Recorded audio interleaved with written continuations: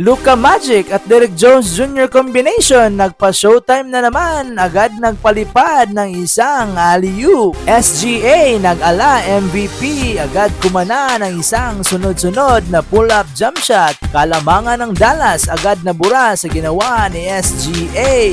Luka Magic and PJ Washington ng Dallas Mavericks versus SGA ng Oklahoma City Thunder para sa kanilang Game 4. First quarter, nice assist agad para kay Gafford mula kay Kyrie Irving. Luka Magic naman para sa isang stop and pop sabay tira mula sa tres. Derek Jones Jr. naman kumana ng isang tres mula sa isang magandang ball movement mula sa Dallas. Second quarter action, lamang pa rin ang Dallas pero may pagbawi naman ng isang tres si Josh Giddey. SGA nagparamdam na din, agad kumana ng isang drive sabay pull-up jump shot. Another nice ball movement na naman para sa Dallas. Kyrie to Lively, Lively to PJ para sa isang tres.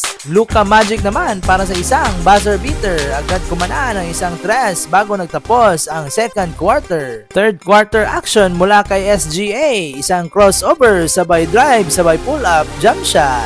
Derek Lively naman na block ang driving layup ni Jalen Williams. Sa kabilang banda, may pa-fast break pa ang Dallas sabay driving layup kay PJ Washington. Under a minute to play sa third quarter, lamang pa rin ng 7 points ang Dallas. Buti na lang kumana agad ng isang tres si Cason Wallace mula sa magandang assist ni Josh Giddey. Luka Magic at Derek Jones Jr. combination nagpa-showtime na naman, agad nagpalipad ng isang alley-oop. Chet Holmgren naman may pagbawi na isang tres kaya lang na stepping on the line. 2 points lang ito para sa kanya. Under 8 minutes to play sa fourth quarter, lamang pa rin ng 5 points ang Dallas at dinagdagan pa ito ng isang pull-up jump shot mula kay Kyrie Irving.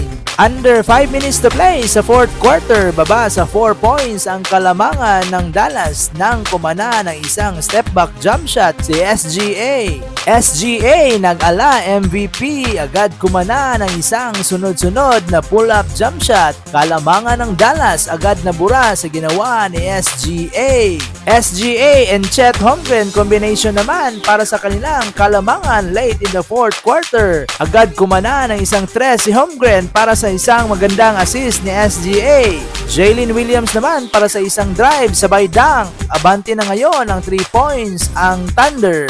At sinundan pa ito ng isang magandang steal para sa Thunder at nauwi ng isang driving layup para kay Williams. 37 seconds to play, lamang ng 4 points ang Thunder at nakapagbigay pa ng isang alley-oop si Luka. SGA pa rin kaya lang mintis ang tira para sa kanya. Na-foul si Luka at 2 free throw din para sa kanya. Luka nagalit sa sarili nang hindi may pasok ang unang free throw upang maitabla sana ang laro. Hindi na nakabalik ang Dallas para sa game na ito. At sa huli, panalo ang Thunder sa score na 100-96. Maglalaban sila ulit bukas para sa kanilang Game 5. Mga idol, huwag kalimutang mag-subscribe, like, and hit the notification bell para updated kayo sa susunod nating videos.